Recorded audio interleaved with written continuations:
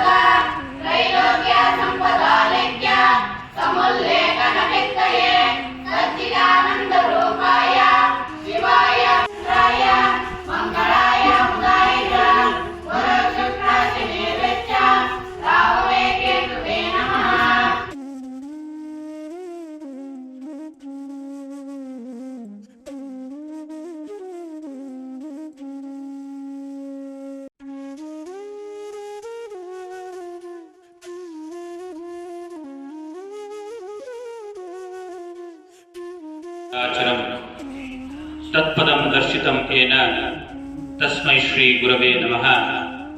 ಎನ್ನ ಆರಾಧ್ಯ ದೈವ, ಬಾಡಿ ಹೋಗುವ ಬಳ್ಳಿಗೆ ನೀರುಣಿಸಿ ಬೆಳೆಸಿದ ಕಲಿಯುಗದ ಕಾಮಧೇನುವೆ ಆದ ಮುಗಳಕೋಡದ ಸದ್ಗುರು ಯಲ್ಲಾಲಿಂಗಪುರ ಮಹಾರಾಜರನ್ನು, ಷಡಕ್ಷರಿ ಶಿವಯೋಗಿ ಸಿದ್ದರಾಮೇಶ್ವರ ಅಪ್ಪಗಳವರನ್ನ ಎನ್ನ ಹೃದಯ ಮಂದಿರದಲ್ಲಿ ಸ್ಮರಣೆ ಮಾಡುತ್ತಾ, ಇಂದಿನ ಈ ಸಂಸ್ಕಾರ ಶಿಬಿರದ ಉದ್ಘಾಟನಾ ಕಾರ್ಯಕ್ರಮದ ನಿರೂಪಣೆಯನ್ನು ಮಾಡಿದಂತಹ ಮನೋಹರ ಪತ್ತಾರವರೇ, ಶ್ರೀಮಠದ ಎಲ್ಲ ಸದ್ಭಕ್ತರೇ, ನೂತನ ಶಿಬಿರಾರ್ಥಿಗಳೇ ಮತ್ತು ಅವರ ಪಾಲಕ ಪೋಷಕರೇ, ನಿಮ್ಮೆಲ್ಲರ ಅಂತರಾತ್ಮದಲ್ಲಿ ನೆಲೆಸಿರುವ ಚೈತನ್ಯ ಸ್ವರೂಪನಾದ ಆ ಪರಶಿವನಿಗೂ ಶರಣು ಶರಣಾರ್ಥಿ.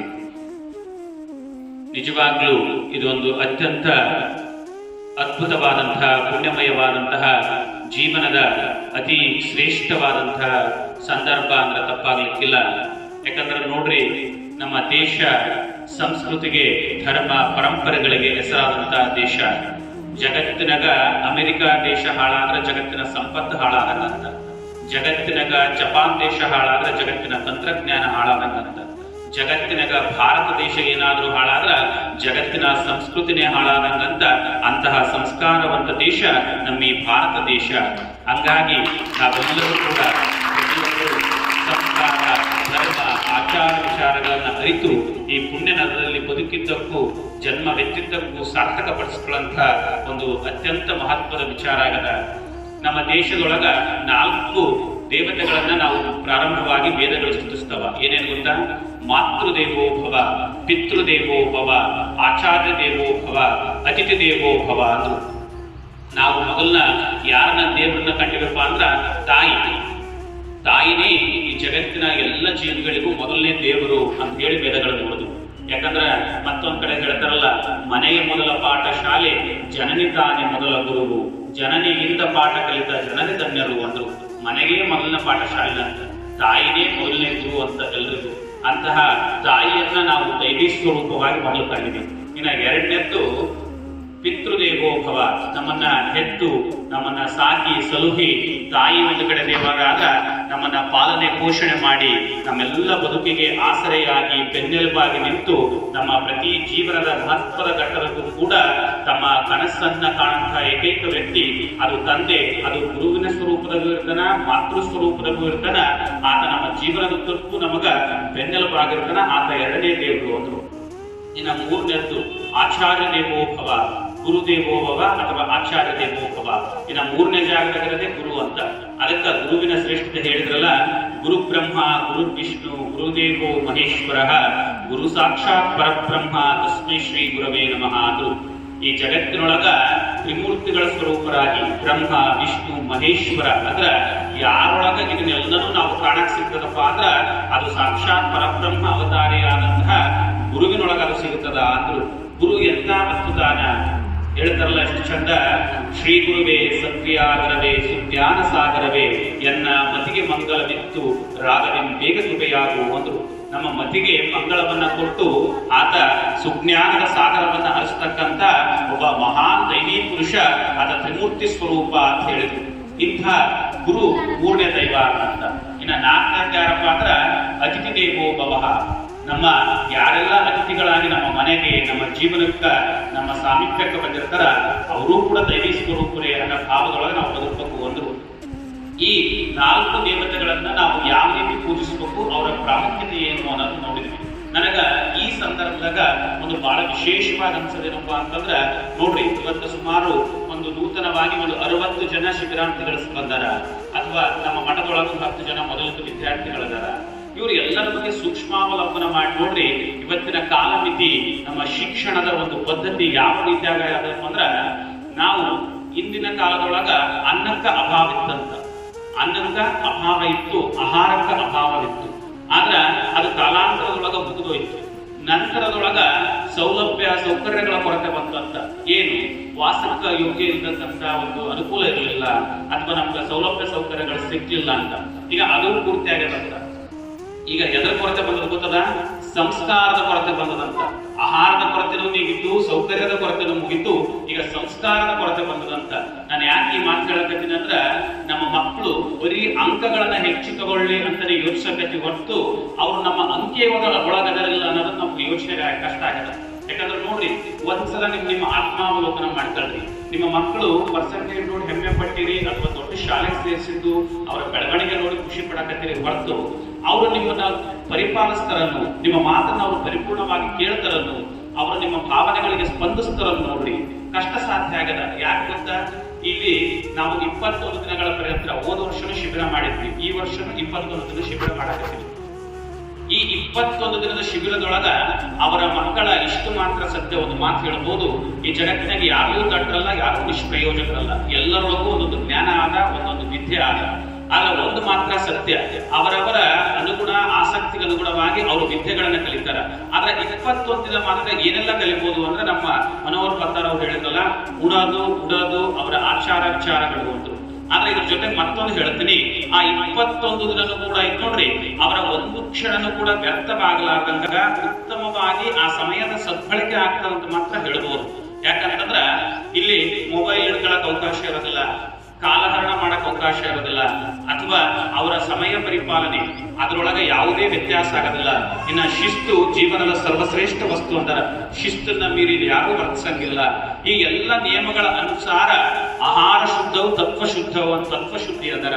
ಈ ಸಾತ್ವಿಕ ಆಹಾರ ಶುದ್ಧವಾದಂತ ಪ್ರಸಾದದ ರೂಪದೊಳಗ ಅದು ಏನು ಬರ್ತದಲ್ಲ ಅವರ ದೇಹಕ್ಕ, ಅದು ತನ್ನಿಂದ ತಾನೇ ಈ ವಾತಾವರಣ ಅವರ ತತ್ವಶುದ್ಧಿಯನ್ನ ಮಾಡುತ್ತದಂತ. ಇಂತಹ ಎಲ್ಲಾ ಒಂದು ವಿಚಾರಗಳನ್ನ ಇಟ್ಟುಕೊಂಡು, ಯಾಕಂದ್ರೆ ಇಂದಿನ ಮಕ್ಕಳೇ ನಾಳೆಯ ಪ್ರಜೆಗಳು, ನಾಳೆಯ ನಾಗರಿಕರು ಅಂತ ನಾವು ಭಾವಿಸ್ತೀವಿ. ಇಂತಹ ವಿಚಾರದ ಒಳಗ ಇಲ್ಲಿ ಸೇರಿರ್ತಕ್ಕಂಥ ಯಾವೆಲ್ಲ ಮಕ್ಕಳದ ನೋಡ್ರಿ, ಅವರಿಗೆಲ್ಲರೂ ಕೂಡ 21 ದಿನ ಅತ್ಯಂತ ಉತ್ತಮವಾಗಿ ತಮ್ಮ ಒಂದು ಜೀವನದ ಬದಲಾವಣೆಯನ್ನ ಸಂಸ್ಕಾರದಡೆಗೆ ಹೋಗ್ತಕ್ಕಂಥ ಒಂದು ಶೈಲಿಯನ್ನ ರೂಢಿಸ್ಕಂತಾರ ಅಂದ್ರೆ ಅತಿಶಯ ಆಗಿರ್ತಿಲ್ಲ. ಯಾಕಂದ್ರೆ ಇಂಗ್ಲಿಷ್ನಾಗ ಒಂದು ಚಂದ ಮಾತಾಡ, ಏನ್ ಗೊತ್ತಾ? I here and I forget, I C and I remember, I do and I understand ಅಂತಾರ. ಇದ್ರ ಅರ್ಥ ಏನ್ ಗೊತ್ತಾ? ಐ ಹಿಯರ್ ಐ ಫಾರ್ಗೆಟ್, ನಾನು ಏನನ್ನ ಕೇಳಿಸ್ಕೊಂಡಿನಿ ಅದನ್ನ ಅರ್ಥ ಬಿಡ್ತೀನಿ ಅಂತ, ಬಿಟ್ಟು ಹೋಗ್ಬಿಡ್ತದಂತ ನಮ್ಮಿಂದ. ಐ ಸಿ ಐ ರಿಮೆಂಬರ್, ನಾನು ಯಾವ್ದನ್ನ ನೋಡಿನಿ ಅದನ್ನ ಮತ್ತೊಂದಿಷ್ಟು ದಿನ ಆದ್ಮೇಲೆ ಮೆಲಕ್ ಆಗ್ತೀನಂತ, ನೆನಪಿಸ್ಕೊಂತೀನಂತ. ಆದ್ರ I do and I understand ಅಂತಾರ. ಏನಂದ್ರ ನಾನು ಯಾವ್ದನ್ನ ಮಾಡ್ತೀನಿ ಅದನ್ನ ಜೀವನ ಪರ್ಯಂತ ನೆನಪಿಟ್ಟಿರ್ತೀನಿ ಅಂತಾರ. ಇದಕ್ಕೊಂದು ಸಣ್ಣ ಉದಾಹರಣೆ ಹೇಳ್ತೀನಿ. ನೀವೆಲ್ಲರೂ ಶಾಲೆಗೆ ಹೋಗಿರಲ್ಲ, ನಿಮ್ಮೆಲ್ಲರ ಬದುಕಿನಲ್ಲೂ ಜೀವನದಾಗಿತ್ತಲ್ಲ. ನೀವು ಒಂದು ಅತ್ಯಾಶ್ಚರ್ಯದ ಘಟನೆ ಹೇಳ್ತೀವಿ. ನಿಮ್ಮ 6ನೇ ಕ್ಲಾಸ್ 7ನೇ ಕ್ಲಾಸ್ನಾಗ ಸೈನ್ಸ್ ಇಂಗ್ಲಿಷ್ ಪಾಠ ಯಾವ್ದು ಸಬ್ಜೆಕ್ಟ್ ಇರುತ್ತೆ ಅಂತ ನೆನಪು ಮಾಡ್ತೀರಿ, ನಿಮ್ಗೆ ಅದು ಯಾವ್ದು ನೆನಪೇ ಇಲ್ಲ. ಯಾಕೆ ಹೇಳ್ರಿ? ಅದನ್ನ ಕೇಳಿಸ್ಕೊಂಡಿದ್ರಲ್ಲ, ಅದನ್ನ ಮರ್ತು ಬಿಟ್ಟಿರಿ ನೀವು. ಅದೇ ಐ ಸಿ ಐ ರಿಮೆಂಬರ್, ನೀವು ಅವತ್ತಿನ ದಿನ ಏನಾದ್ರೂ ನಿಮ್ ಶಾಲೆಗೆ ನಡೆದ ನಾಟಕನೋ ಅಥವಾ ಅಥವಾ ಆಟಗಳು ಅಥವಾ ಯಾವುದೋ ಡ್ರಾಮಾನು ಸ್ಪರ್ಧೆನೂ ಇತ್ತು ಅಂತ ಇಟ್ಕೊಳ್ರಿ, ಅದನ್ನ ನೋಡಿರ್ತೀರಿ ನೋಡ್ರಿ, ಅದನ್ನ ನೆನಪಿಟ್ಕೊಂಡಿರ್ತೀರಿ, ಮತ್ತೆ ಮತ್ತೆ ಮೆಲುಕಾಗ್ತೀರಿ.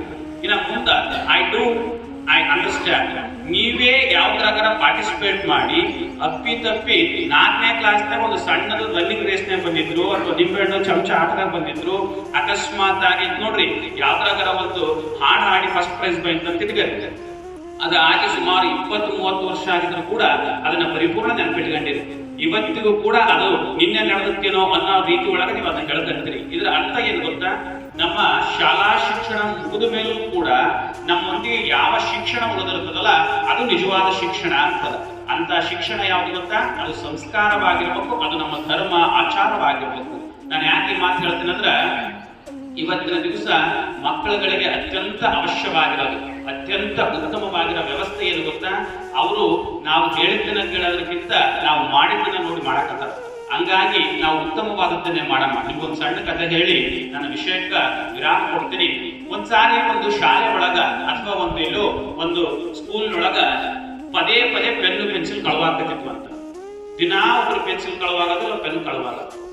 ಇದು ಎಷ್ಟರ ಮಟ್ಟಿಗೆ ಕಿರಿಕಿರಿ ಆಗ್ಬಿಟ್ಟಿತ್ತು ಅಂದ್ರೆ, ದೊಡ್ಡ ಶಾಲೆ ಅಲ್ಲ, ಪದೇ ಪದೇ ಕಳ್ತನ ಆಗ್ತೈತಿ. ದಿನಾ ಒಂದು ಕಂಪ್ಲೇಂಟ್ ಮಾಡಕತ್ತು.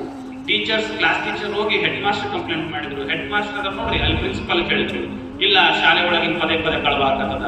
ಸುಮಾರು ಒಂದು 15 ದಿನ 20 ದಿನ ಇದು ಮುಂದುವರೆದು ಬಂತು. ಅವ್ರಿಗೂ ಬೇಜಾರ ಆಗ್ಬಿಡ್ತು.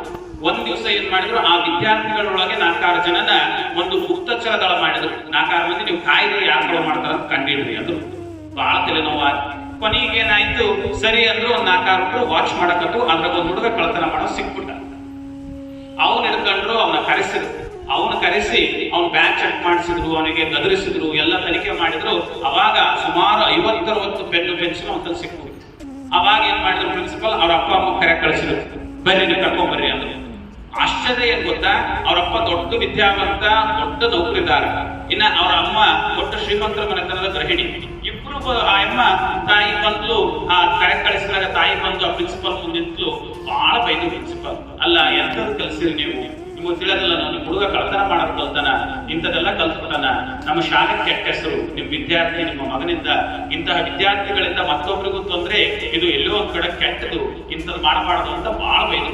ಆ ತಾಯಿಗೆ ಅವಮಾನ ಆಗ್ಬಿಟ್ಟು ಎಂಥ ಪರಿಸ್ಥಿತಿಪ್ಪ ಅನ್ಕೊಂಡು, ಶ್ರೀಮಂತರದರ ಅನುಕೂಲ ಆದ ಎಲ್ಲ ಆದ, ಇವ್ರಿಗೆ ಕಳ್ತನ ಬುದ್ಧಿ ಬಂತಂತ ಎಮ್ಮ ಮುಖ ಬೆಚ್ಚು ಮಾಡಿಕೊಂಡು ಅಲ್ಲಿ ಕ್ಷಮಾಪಣೆ ಕೇಳಿ ದಾರ್ಯ ಬರವತ್ನಾಗ ಮಗ ಒಡಕಂತ ಬೈಕಂತ ಮನೆಗೆ ಕರ್ಕೊಂಡು ಹೋದ್ಲು. ಮನೆಗೆ ಕರ್ಕೊಂಡು ಹೋದ್ಲು. ಅದೇ ಗಂಡ ಬಂದ ನೌಕರಿ ಮುಗಿಸ್ಕೊಂಡು ಆತ ಅಂದ, ಬಂದ ತಕ್ಷಣ ಯಾಕೆ ಏನಾಯ್ತು ಅಂದ. ಹೆಂಡತಿ ಆ ಎದುರಿಗೆ ನೋಡ್ರಿ, ಮಗನ್ ತಗೊಂಡು ಅದ್ ಕಡೆ ದೂಕಿದ್ಲು. ಕಳ ಮಾಡ್ಯಾನ ನೋಡಿ ಶಾಲೆಗ 50-60 ಪೆನ್ನು ಪೆನ್ಸಿಲ್ ಕಳ ಮಾಡ್ಯಾನ, ನನ್ನ ಮರ್ಯಾದೆ ಕಳೆದಿತ್ತಾನ ತಗ ಅಂತ ಗಂಡನ ಕಡೆ ದೂಕಿದ್ಲು. ಆತ ಒಂದ್ ಗಾಡಿ ಹೊಡೆದ. ಅವು ಹೊಡೆದ ಏನಂತ ಗೊತ್ತಾ, ಅಲ್ಲ ನಿನಗೇನ್ ಕಮ್ಮಿ ಆಗಿತ್ತು ಅಂತ ಹಿಂಗ್ ಮಾಡಿದಿ, ಬೆಕ್ಕಾದಿತ್ತಲ್ಲ, ನಿನಗೆ ಪೆನ್ ಕಮ್ಮಿದ್ವಾ, ಪೆನ್ಸಿಲ್ ಕಮ್ಮಿದ್ವಾ, ಹಂಗೇನಾದ್ರು ಕಮ್ಮಿದ್ರೆ ಹೇಳಬೇಕಲ್ಲ, ನಾ ಆಫೀಸ್ನಲ್ಲಿ ಪರವತ್ನೆ ತರ್ತಿದ್ನಲ್ಲ ಅಂತ.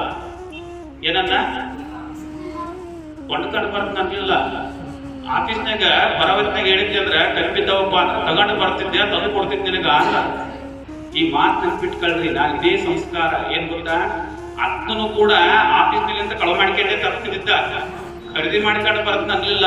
ಈ ಪ್ರತಿ ಮಾತುಗಳು, ಪ್ರತಿ ವಿಚಾರಧಾರೆಗಳು ಕೂಡ ನಮ್ಮ ಮಕ್ಕಳ ಮೇಲೆ ಪ್ರಭಾವ ಬೀರ್ತದ. ಯಾಕಂದ್ರ ನಾವು ಅತಿ ಮುದ್ದಿಸುವುದು ಅಥವಾ ಅತಿ ಮೋಹಿಸೋದು ಅಥವಾ ನಮ್ಮ ಮಕ್ಕಳಿಗೆ ಅತ್ಯಂತ ಅವ್ರನ್ನ ಏನಂತಾರ ಐಷಾರಾಮಿಯಾಗಿ ಬದುಕಿಸೋದು ಅವರ ಜೀವನಕ್ಕೆ ಗೊಂದಲ ಉಂಟು ಮಾಡ್ತದ. ನಿಮ್ಗೆ ಒಂದು ಹೇಳ್ತೀನಿ, ಸಣ್ಣ ಹುಡುಗರಿದ್ದಾಗಲೇ ಅವ್ರ ಮೇಲೆ ಇದ್ ನೋಡ್ರಿ, ಅವರ ಶಿಸ್ತುಮಯ ಜೀವನ, ಅವರ ಬೆಳವಣಿಗೆ, ಅವರ ತಮ್ಮ ನಿತ್ಯ ಕರ್ಮಗಳನ್ನ ಅವರೇ ನಿಭಾಯಿಸಿಕೊಳ್ಳೋದು, ಮನೆ ಕೆಲಸಗಳೊಳಗೆ ಅವರು ಪಾಲ್ಗೊಳ್ಳೋದು, ತಂದೆ ತಾಯಿಗಳಿಗೆ ಸಹಕರಿಸೋದು, ನೆರೆಹೊರೆಯವರ ಜೊತೆಗೆ ನೋಡ್ರಿ ಅವರು ಪ್ರೀತಿ ವಿಶ್ವಾಸ ಆತ್ಮೀಯತೆಯಿಂದ ಇರುವಂತದ್ದನ್ನ ನಾವು ಸಣ್ಣ ಮಕ್ಕಳಿದ್ದಾಗಿಂದಾನೇ ಕಲಿಸಿದ್ವಿ ಅಂತ ಇಟ್ಕೊಳ್ರಿ. ಅವರು ದೊಡ್ಡವರಾದಂಗಲ್ಲ, ಅವರ ವೃತ್ತಿ ಜೀವನದಾಗಲಿ ಅವರ ಬದುಕಿನಾಗಲಿ ಅವ್ರಿಗೆ ಎಂದೂ ಕೂಡ ಈ ಬದುಕು ಭಾರ ಅನ್ಸೋದಿಲ್ಲ, ಗೊಂದಲ ಅನ್ಸೋದಿಲ್ಲ.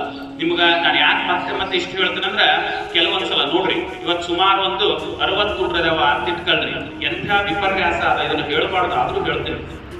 60 ಹುಡ್ರವ ಅಂತ ಇಟ್ಕೊಳ್ರಿ. ಈ 60 ಹುಡ್ರಾಗ ಸುಮಾರು ಇನ್ನ ಒಂದು 15-18 ಹುಡ್ರು ಬಂದಿಲ್ಲ. ಇನ್ನು ಬಂದಂತ ಒಂದು 40-45 ವಿದ್ಯಾರ್ಥಿಗಳಿಗೆ ನೋಡ್ರಿ, ಅವ್ರ ಅಪ್ಪ ಅಮ್ಮವ್ರು ಎಷ್ಟು % ಬಂದಾರ ಅಂದ್ರೆ 30% ಬಂದಾರ. ಇನ್ನ ಒಂದು 70% ಜನ ತಂದೆ ತಾಯಿಗಳ ಬಂದಿಲ್ಲ, ಬರೀ ಹುಡುಗ ಬಿಟ್ಟು ಹೋಗ್ತಾರ ಇಲ್ಲ ಏನೋ ಮಾಡೋಗಾರ. ಅವ್ರಿಗೆ ಹೆಂಗಾಗ್ಯದಪ್ಪ ಅಂದ್ರ ನಮ್ಮ ಮಕ್ಕಳಿಗೆ ನಾವು ಆಸ್ತಿ ಮಾಡಿಟ್ರೆ ಸಾಕು ಬದುಕ್ತಾರ ಅನ್ನೋ ಭಾವನೆ ಬಂದದ. ಆದ್ರೆ ಅದು ಶುದ್ಧ ತಪ್ಪು. ಮಕ್ಕಳಿಗೆ ನೀವು ಎಷ್ಟೇ ಆಸ್ತಿ ಮಾಡಿಟ್ರೆ ಅದು ಹಾಳಾಗಿ ಹೋಗ್ತದ. ನಿಮ್ಮ ಮಕ್ಕಳನ್ನೇ ನಿಮ್ಮ ಭವಿಷ್ಯದ ಆಸ್ತಿಯನ್ನಾಗಿ ಮಾಡ್ರಿ, ಅದು ಶಾಶ್ವತವಾಗಿ ಅವರಲ್ಲಿ ಅವರಿಗೆ ಸಮಯ